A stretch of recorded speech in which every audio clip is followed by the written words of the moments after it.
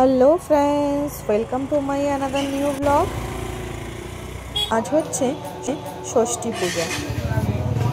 এটা হচ্ছে আমাদের বাড়ির সামনের পুজো, মানে আসাম রাজ্যে মালিগাঁওতে কামাখ্যা কলোনির দুর্গা মণ্ডপের পুজো। এটা খুব সুন্দর করে সাজসজ্জাগুলো সাজিয়েছে।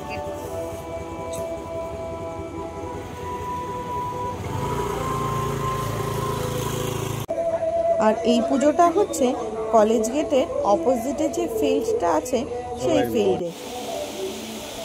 যে মণ্ডপেই যাই না কেন, মায়ের মূর্তিগুলো দেখলে মনে হচ্ছে মা একদম স্বয়ং তাকিয়ে আছে।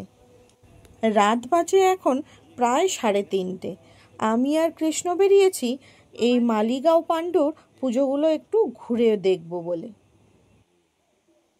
এই মণ্ডপের সবচেয়ে বড় ঐতিহ্য হচ্ছে, মানে বিশেষত্ব হচ্ছে, রাম নিজের নয়ন মানে নেত্র দান করছে মা দুর্গার চরণে।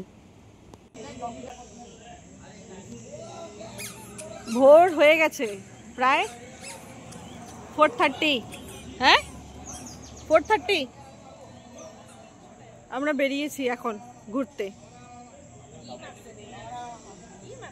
এটা হচ্ছে আমাদের মালিগাঁও পাণ্ডু এরিয়ার পুজো। পাণ্ডু রিভার সাইড, মানে ব্রহ্মপুত্রের সাইডে এই পুজোটা আমাদের। চারিদিকে সেই বাঙালিয়ানা পরিবেশ, পাখা গামছা, সেই খুব সুন্দর দেখতে। বুর্জ খলিফা,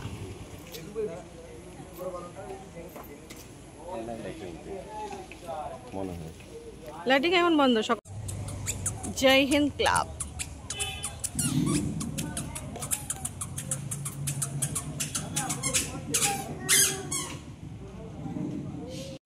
আমরা যখন বেরিয়েছি তখন প্রায় ভোর।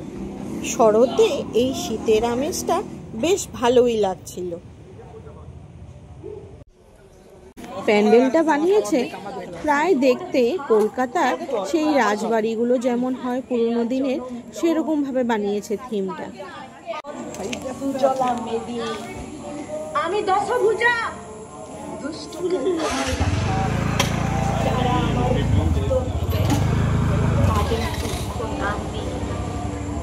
তাও কেনে অভাগা আমি, তাও কেনে নিঃস্ব আমি, বলতে পারিস মা? এবারে আমাকে মুক্তি দে মা। হব নাই আমি উমা, হব নাই আমি উমা, হব নাই আমি উমা।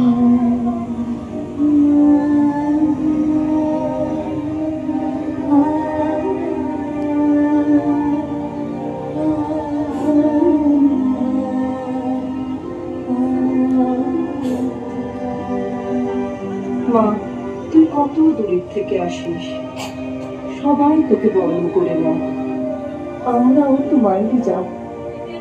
তোরা কষ্ট সুশীলতি, আমরা তবে আবার পাবো দানা, আমরা তবে ওড়ার আকাশ পাবো। দু হাত থেকে শিকল খুলে ফেলে একদিন ঠিক কোথাও উড়ে যাবো। এমন হবে, এমন হতেই পারে। সবাই যদি চায় আমাদের ভালো, অন্ধকারের নষ্ট গলি থেকে আমরা আবার দেখতে পাবো আলো। বাঁচার মতো বাঁচতে পারি যেন, এর বেশি আর চাই না তো কিছু মা। তুই যদি ফের মুক্তি দিতে পারিস, আমরা সবাই চাইবো হতে। আর নয় অত্যাচার। মেয়েরা হচ্ছে মায়ের জাত। মেয়েদের উপরে যে অত্যাচার, অন্যায়, অবিচার করা হয়, তার উপরে তুলে ধরা হয়েছে এই প্যান্ডেলের পাণ্ডু।